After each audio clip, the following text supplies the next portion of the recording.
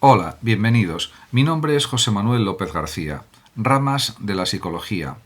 Está claro que la psicología pues es una ciencia, es una disciplina que tiene básicamente dos dimensiones. Una de ellas es la investigación fundamental o básica y otra es la psicología aplicada.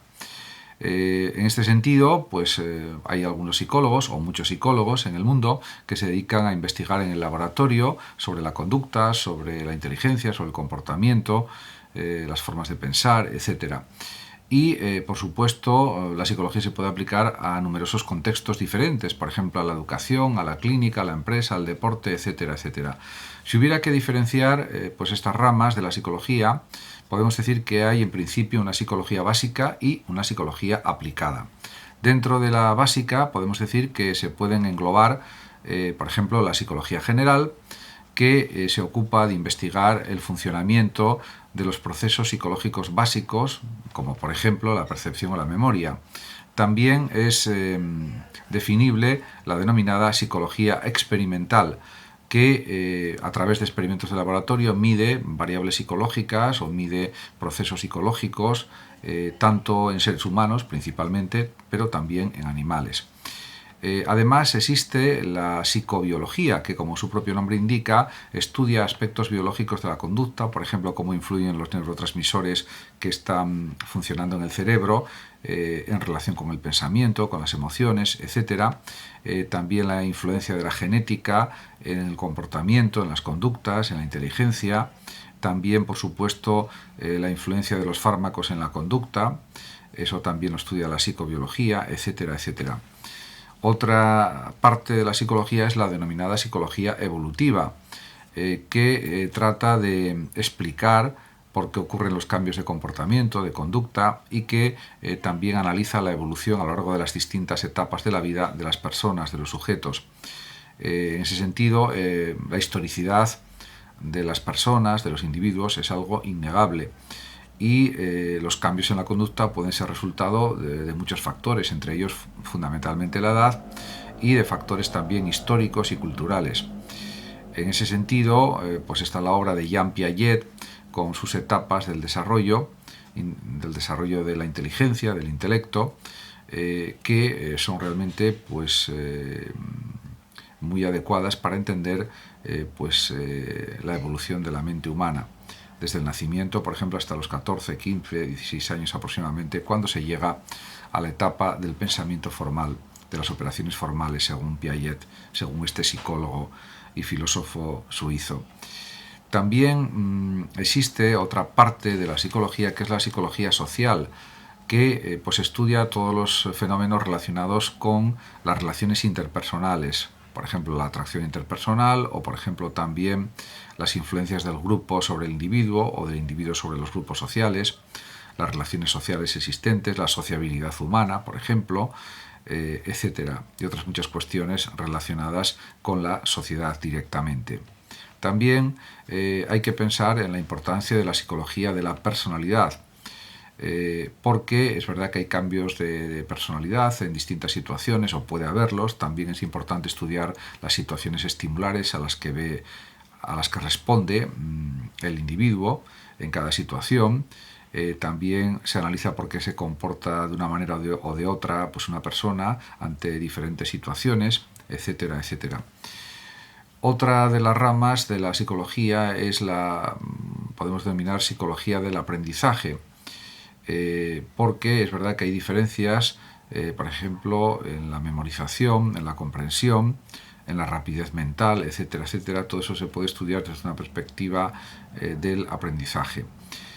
También es definible la psicología diferencial, que por supuesto investiga con la mayor precisión posible las diferencias individuales en los procesos de comprensión, de intelección, en los procesos de percepción de los sujetos, y pues también analiza esta psicología diferencial las diferentes capacidades de los individuos y la intensidad de esas capacidades. Para eso pues, se puede utilizar pues, una gran diversidad de test de distinto tipo para medir adecuadamente en función de las características de cada persona. También es definible la denominada psicología cultural, que pues afecta porque muchos comportamientos dependen de la cultura en la que hemos crecido y por lo tanto eso también se puede analizar, esas pautas culturales, esas variables de cultura que nos han influido más o menos y también que las variables culturales o la influencia cultural es algo histórico y la cultura va cambiando porque existe un cambio social también. Además, también hay que citar la psicología del género, que estudia las diferencias entre hombres y mujeres en distintos aspectos, también analiza pues los factores biológicos y de educación que influyen en las diferencias de género. Es un tema, por supuesto, muy amplio y por eso existe esta psicología del género. Ciertamente podemos decir que también existe la psicología aplicada, como comenté al principio del vídeo, y esta se ocupa fundamentalmente de pues, aplicar lo que se sabe a nivel psicológico, desde la psicología matemática, experimental, psicología de la conducta, etc., pues diríamos, a analizar y a solucionar problemas de tipo psicológico o de otro tipo relacionados con la psicología. Podemos decir que hay tres áreas fundamentales que son la psicología educativa, la psicología clínica y la psicología del trabajo. Diríamos que también se han desarrollado otras partes de la psicología como la psicología del derecho, psicología jurídica, podríamos denominar, y la psicología deportiva, etc. En este sentido, por ejemplo, en los centros educativos tiene mucha importancia la psicología educativa porque sirve para orientar mejor a los alumnos para que puedan escoger pues un itinerario educativo, si así lo desean, mejor para ellos, apoyarlos, diríamos, en todos los procesos de aprendizaje, en las distintas materias o asignaturas. Y en este sentido, por eso existe la figura de los orientadores, que son psicólogos o pedagogos o psicopedagogos y que son esenciales también en cualquier centro educativo, junto con el resto de profesores, por supuesto. En ese sentido, los psicólogos educativos pueden realizar distintos tipos de test o de pruebas psicológicas para ayudar a los estudiantes en sus decisiones, como es lógico, y también pueden orientar a padres y profesores para conseguir mayores rendimientos educativos, mayores rendimientos académicos en los años escolares. También otra rama muy importante de la psicología es la clínica, la psicología clínica, porque estos psicólogos clínicos tratan y ayudan a sus pacientes, a los que acuden a su consulta, a resolver en la medida de lo posible los problemas emocionales, a tener mayor resiliencia ante las dificultades de la vida. Tratan temas pues, de autoestima, de timidez, hasta problemas como por ejemplo depresiones, separaciones de pareja, etc.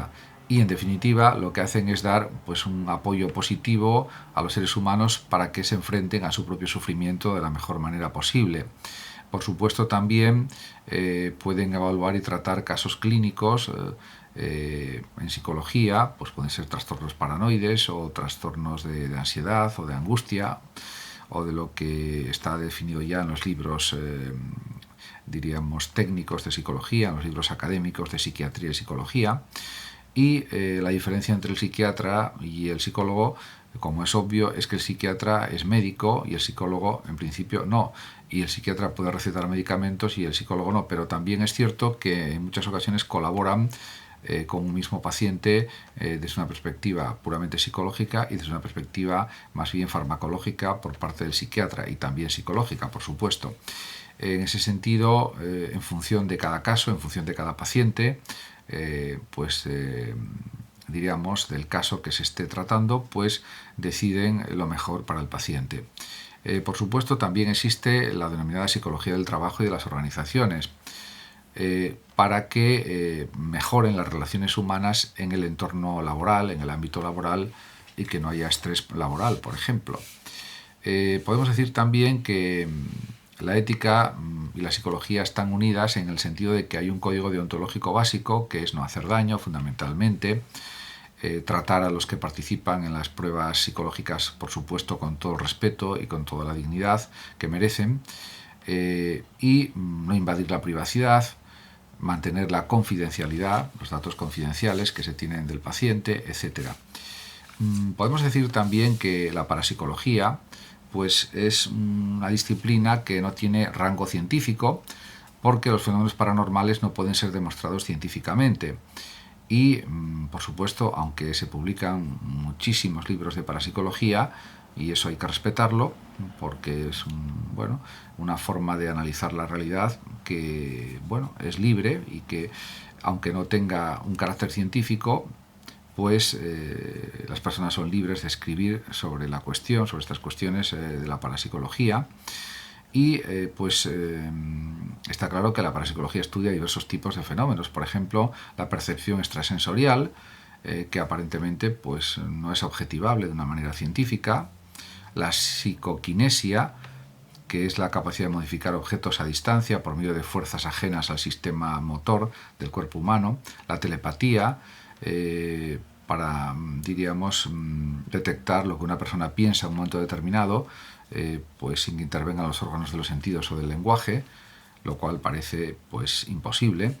El espiritismo, por ejemplo, que ya quizás dentro de la parapsicología hasta cierto punto es lo que puede tener pues quizás un mayor encaje en una serie de creencias de tipo religioso, por ejemplo la vida después de la muerte, o pensar que el alma es inmortal. Esto ya diríamos que enlaza más con planteamientos de tipo filosófico, como la transmigración del alma, como la reencarnación o como la inmortalidad del alma, de la que, por ejemplo, hablaba Platón o hablaban otros filósofos.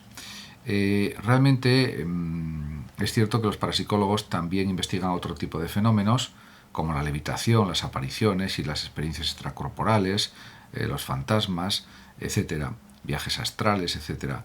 Pero la parapsicología, a mi juicio, no es una ciencia porque no se puede demostrar científicamente. Muchísimas gracias a todos por su atención. Saludos como siempre a los oyentes de Radio Sofando de México. Y por último, decir que los que lo deseen pueden compartir este vídeo en sus redes sociales, darle like o suscribirse a mi canal de YouTube. Hasta siempre.